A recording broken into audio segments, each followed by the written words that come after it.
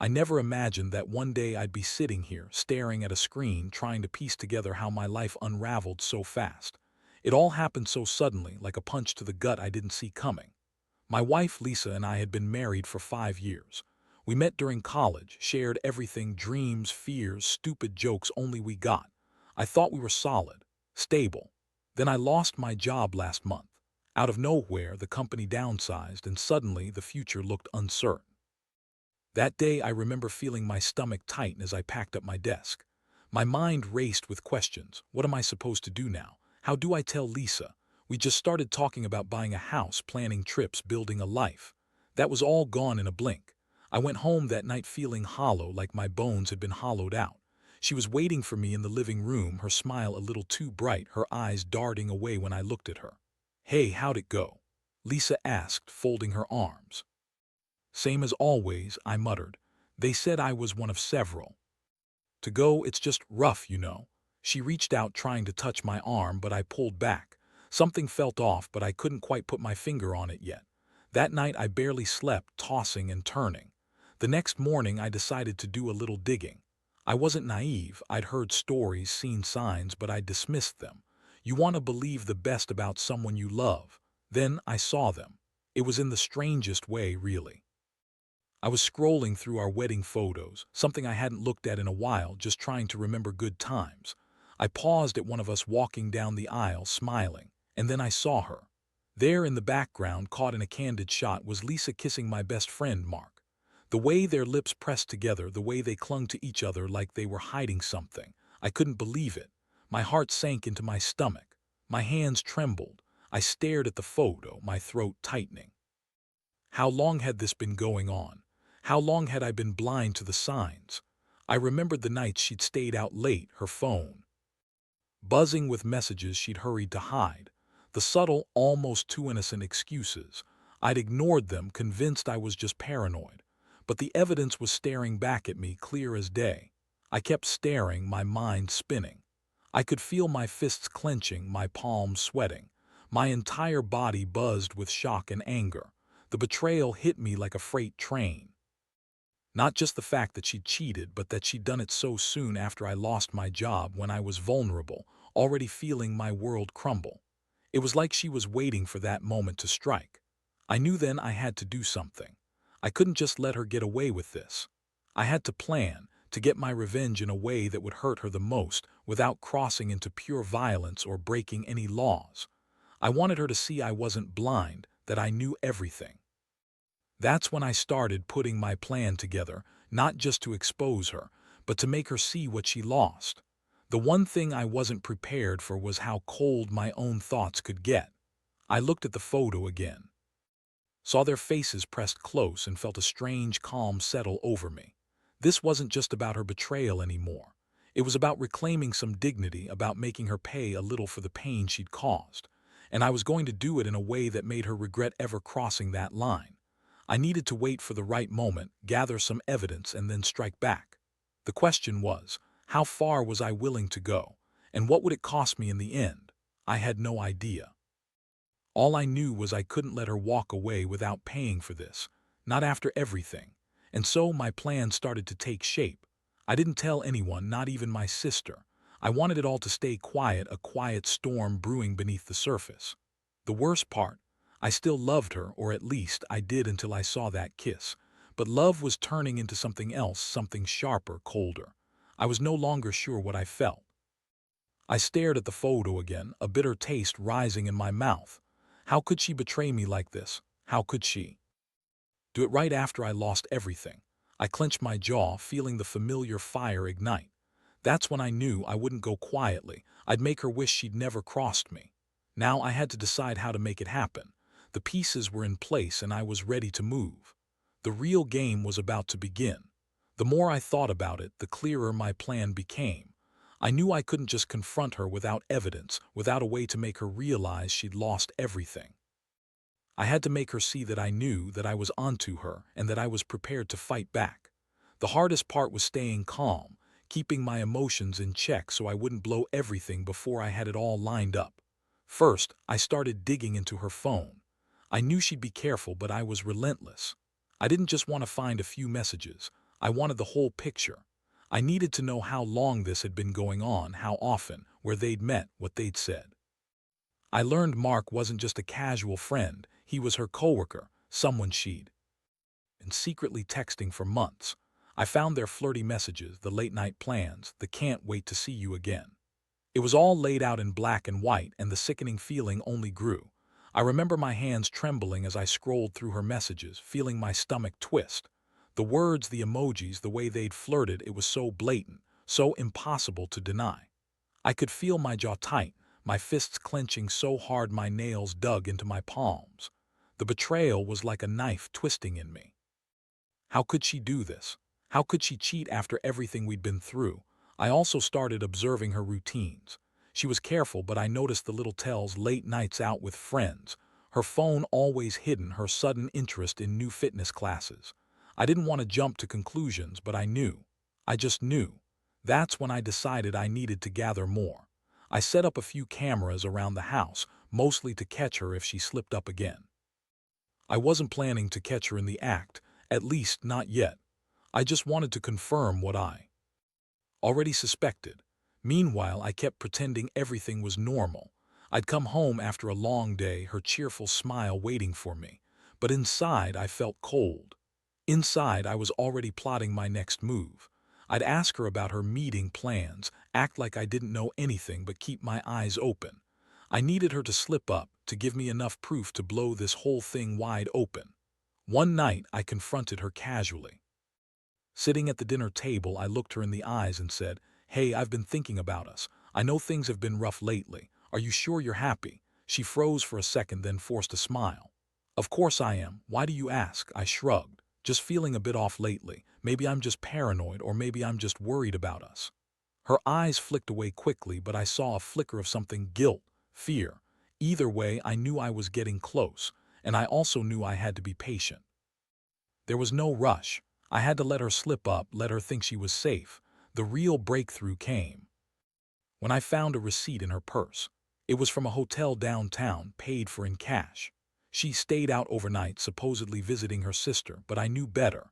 I'd seen her car parked near that hotel's lot a few times. I'd played the scene over and over in my mind, and now I had physical proof. It wasn't just her words or her text messages. It was real. That's when I decided to escalate. I needed something more solid, a way to expose her publicly if I had to. I started talking to Mark casually at first, just enough to make him realize I was aware, to warn him that I was onto him. I told him I'd be watching. The last thing I wanted was for them to get careless. My stomach was knotting every time I saw her leave the house, every time I caught her glancing at her phone. The tension was unbearable. I'd stare at her from across the room, feeling the rage simmer just beneath the surface. I was waiting for her to slip, for her to make a mistake so I could finally see her fall. And then it happened. She left her phone unlocked one afternoon, the screen blinking with an open message thread. I saw Mark's name again and a new message. "Can't wait to see you tonight. Don't forget your key." My heart dropped. This was it, the moment I'd been waiting for. I took screenshots, downloaded everything. I felt my fingers trembling as I saved files, knowing I had everything I needed. She was caught, plain and simple. The betrayal was there, staring back at me. Now I had the evidence, and I knew what I had to do next. I needed her to believe I still loved her, that I was naive enough to trust her one last time. I planned to confront her face to face, with everything laid out on the table. I wanted her to see that I knew, that I was prepared. I wasn't just going to leave quietly. She'd regret ever crossing that line. The question was how to make her understand I was serious. How to make her see she'd lost her best shot, that I was ready to walk away for good. I still didn't have the full picture of what I'd do after that, but I knew one thing: I wasn't going to be the fool she thought I was. And so, with the evidence in hand, I waited. The pieces were falling into place, and I was about to make her pay. The betrayal was out in the open now. The fallout would come soon enough. I just had to be patient for the right moment. Now that I had everything I needed, screenshots, receipts, the full picture, I started to plan my next move carefully. Patience was key. I didn't want her to catch wind of what I knew before I was ready. The last thing I needed was her scrambling, trying to cover her tracks, or Worse, turning the tables on me. I needed her to believe I was still in the dark, to let her slip up one more time so I could make my move with certainty.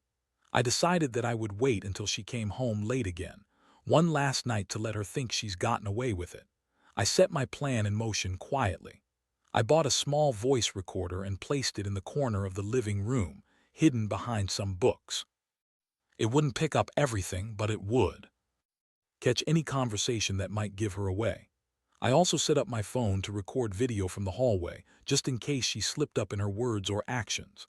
That night I sat on the couch, feeling my heart pound. Every second felt like an eternity.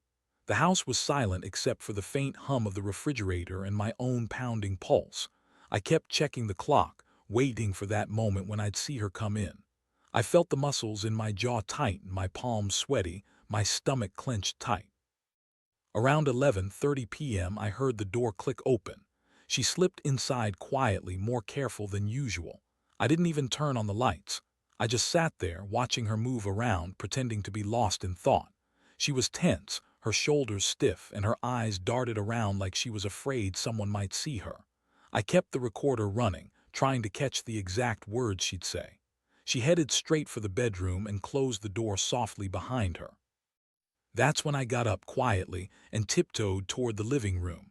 I turned on the small recorder and pressed record. I didn't expect fireworks, but I wanted to hear what she'd say when she thought she was alone. Minutes later, I heard her talking on the phone. Her voice was hushed, but I caught every word. She was talking to Mark. Not just texting, actually speaking, flirting, planning their next meeting. The way she said his name made my stomach churn. I couldn't believe how stupid she was being. They didn't think I was listening, but I was. I felt a strange mixture of relief and rage. I wanted her to see I wasn't the fool she thought I was. I wanted her to realize I already knew everything. That's when I decided to confront her, but not just yet. I had to let her think she was safe, that I was still naive enough to trust her. I wanted her to let her guard down entirely so she'd be cornered, vulnerable. The next morning, I woke up early and left the house for a walk. I needed to clear my head to think about what I was going to say. I kept replaying her voice on the phone, her words, her laugh. The betrayal cut deep. She was so smooth, so convincing in her lies. I felt the familiar tension building up inside me, hot, tight, like I was about to explode. When she finally came out of the bedroom, I was already sitting on the porch, pretending to enjoy the morning. She looked surprised, then nervous. She avoided my gaze. "Morning," I said softly. "I saw your phone last night." Her face froze. She looked like she'd been caught in a lie. "What are you talking about? You think I'm blind? I know what you've been doing." "I have the recordings, the receipts," I said, voice steady but deadly calm. Her eyes widened. "You're crazy. You had no right. No right. You've been cheating on me right in my face, and I've been blind to it because I loved you. But not anymore," I interrupted. "You should have known I'd find out." She looked like she might cry, but I didn't care. I'd been patient, but enough was enough. That's when I told her I was leaving, that I had plans to end this. I handed her the phone with all the proof on display. Her face turned pale. "You're ruining everything," she whispered. "I'm saving myself," I said, "and I am done." Watching her crumble that morning brought a strange sense of satisfaction, even if it wasn't the revenge I'd envisioned. Still, I knew this was only the beginning. The real payback was in making her realize she'd lost everything she took for granted. I didn't want her to think I was just some fool she could walk over. I wanted her to see I had powers she never understood.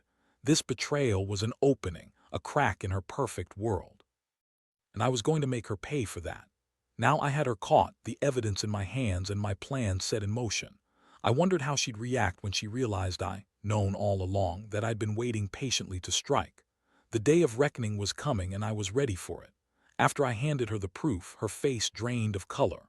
She stammered, trying to come up with some excuse, some desperate spin to make it seem like it wasn't as bad as I knew it was. But I didn't want to hear her lies. I'd already seen enough. Her denial was pathetic, the way she clung to her last bits of dignity, like that could somehow undo what was done. I told her I was leaving, that I needed time to think, but my mind was already made up. This wasn't about just walking away.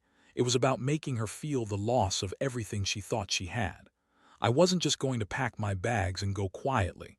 I was going to make her see that betrayal had consequences. First, I started to get everything in order. I contacted a lawyer, gathered all the documents, and made copies of the evidence I'd collected. I wanted to be prepared for whatever came next. I knew she'd try to spin her way out of this, maybe even try to manipulate me into staying. But I wasn't interested in her apologies or her tears anymore. I wanted her to understand she'd crossed a line she couldn't come back from. The hardest part was the emotional toll. I felt sick every time I thought about her kiss, her lies. My stomach clenched tight like I'd been punched in the gut. I could feel the heat rising in my chest, the rage simmering. Just beneath the surface, I had to remind myself, this isn't just about revenge, it's about reclaiming my dignity, my life. In the days that followed, I kept my distance. I stayed out late, went for long walks, and avoided the house as much as I could. I knew she was probably trying to spin her story, to convince herself she could smooth everything over, but I saw right through her. Her guilt was obvious in her eyes every time she looked at me. One evening, she finally broke down. She sat on the couch, tears streaming down her face, begging me to listen. Please, I didn't mean for it to get this bad. I was lonely, confused. Mark was there. He made me feel alive again. I looked at her, cold and steady. You made your choice, I said, and I made mine. But don't think for a second I'll forget what you did. I won't be the fool again. That's when I told her I was filing for divorce. I handed her the papers, watching her flinch when she realized I wasn't backing down. I knew it would hurt her, but that was the point. She needed to feel what she'd done to me. I felt a strange mix of relief and emptiness. Part of me wanted to lash out, to make her regret everything. But I knew I had to be smarter than that. My focus was to get out clean with my dignity intact. I wanted her to see that her betrayal had cost her everything, her marriage, her reputation, maybe even her peace of mind. In the end, I cleaned out my closet, handed over the keys, and left the house I once shared with her. As I shut the door behind me for the last time, I felt the weight lift off my shoulders. It was over. The lies, the betrayal, they all belonged to her now. Looking back, I realize how much pain I went through, but I also understand that sometimes losing everything is the only way to truly find yourself. I thought love meant loyalty, but I learned that some betrayals cut so deep, they redefine you. Now I stand here, ready to rebuild, knowing I've already taken the first step. I don't plan to look back. My advice, trust your gut. When someone shows you their true colors, no matter how convincing or charming, they're never going to change. Cut ties early, gather your evidence, and don't be afraid to walk away. Because in the end, your peace is worth more than any false promises or fleeting lies. And for anyone going through something similar, don't let betrayal define you. Use it to grow. Use it to find the strength you didn't know you had. Because the truth is, you're stronger than you think. After I moved out and started my new life, I felt like I was finally breathing again. The house was quiet, almost too quiet, but it was a relief. No more pretending, no more hiding my anger behind a forced smile. I had handed over the keys, shut that chapter behind me, and the weight of her betrayal no longer pressed as heavily on my chest. But even as I tried to focus on rebuilding, the memories kept creeping back. I'd see her face in my mind, hear her voice in my head, and the anger would flare up again, less raw but still there. I knew I needed to process this, to get closure somehow. I started therapy, not just to deal with the emotional aftermath, but to understand how I'd let myself get caught in this trap for so long. One thing I did realize, what hurt the most was her betrayal wasn't just cheating on me. It was the way she did it, so brazen, so careless about my feelings. She thought she could sneak around, hide her lies, and I'd never find out. That's what made me furious. She broke the trust we built over years, and she did it like it was nothing, as if I was just another obstacle in her way. I also kept my eye on Mark. I didn't want to let him think I'd forgot. He was just as guilty. I reached out to him once, quietly. I told him I knew everything, that he'd crossed a line and that I wasn't interested in any petty revenge, but I wanted him to keep his distance. I didn't want any more trouble, but I made it clear I wasn't going to forget what he did. That confrontation was short. Stay away from her, I told him calmly, voice steady. You're lucky I don't have time to waste on petty revenge, but don't push me. He hesitated but nodded, no words needed. I could see the guilt on his face, the regret he'd tried to hide. I didn't want to destroy him. I just needed him to know I was watching, that I was done playing nice. Meanwhile, I focused on myself. I started working out again, pushing my body hard, trying to reclaim some sense of control. I began making new friends, reconnecting with old ones. I didn't want to be defined by her betrayal. I wanted to rebuild my confidence, my sense of worth. It was a slow process, but every step forward made me feel stronger. One day, I finally looked in the mirror and realized I'd changed. I was sharper, more aware. The fire I'd felt during those first few weeks still burned, but I was channeling it into something productive. I knew I'd never forget what she did, but I could forgive myself for trusting her once. That's what really mattered, that I was moving on, better and more resilient than I'd ever been. Some days the pain still crept up on me. I'd catch myself wondering how someone I loved could do something so cruel. But then I'd remind myself, she made her choice and I made mine. I chose to walk away, to live for myself. That was the true victory. Looking back, I see this as a wake-up call. Trust is fragile and betrayal cuts deep, but it also teaches you who you really are. I learned I was stronger than I thought, capable of walking away from someone who didn't deserve me. And I learned that revenge isn't about hurting someone else. It's about reclaiming your peace. So if you're reading this and going through something similar, here's my advice.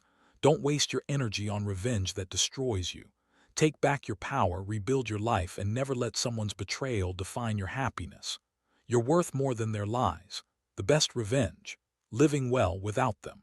And that's exactly what I plan to do.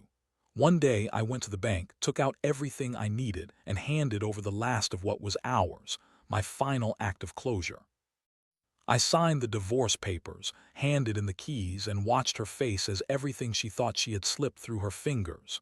It was a clean break, the kind that leaves no room for regret. I knew her world was crumbling, and frankly, I didn't care. That moment, standing there with the legal papers in my hand, I felt an odd sense of relief. It was like finally exhaling after holding my breath for too long. I realized that I'd been living in her shadow, trying to keep everything together for her sake, and in the process I'd lost myself. Now I was reclaiming that myself. I left her standing there, stunned and silent, clutching the evidence of her betrayal. I didn't look back. I didn't need to. I knew what I'd done, what I'd gained. I'd taken my power back. I'd faced the truth head-on and come out stronger. As I closed the door on that chapter, I promised myself I wouldn't let anyone ever betray me like that again. I learned that love, real love, isn't supposed to hurt this much. It's supposed to lift you up, not tear you down. That lesson was hard-earned, but it's one I'll carry forever. Now I'm focused on rebuilding what I've lost, piece by piece.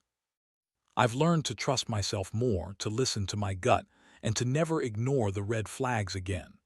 The scars are there, but they're fading, replaced by a renewed sense of purpose. I know who I am now, and I'm not afraid to stand alone if I have to. Betrayal taught me that sometimes you have to break everything apart to truly rebuild. That's the hardest part, letting go of what once meant everything. But it's also the most necessary, because in the ashes of betrayal, you find your strength, you find your voice. So here's the truth I want anyone out there to remember. Never let anyone treat you like you're less than you are. Trust your instincts, gather your evidence, and don't be afraid to walk away. If someone truly loves you, they won't make you question your worth. And if they do, well, you've already answered your own question. The only person who can truly save you from betrayal is yourself. And I'm living proof. I walked away from the wreckage, and I'm building a new life. One where I decide my worth, not someone who tries to destroy it. And that's the real revenge.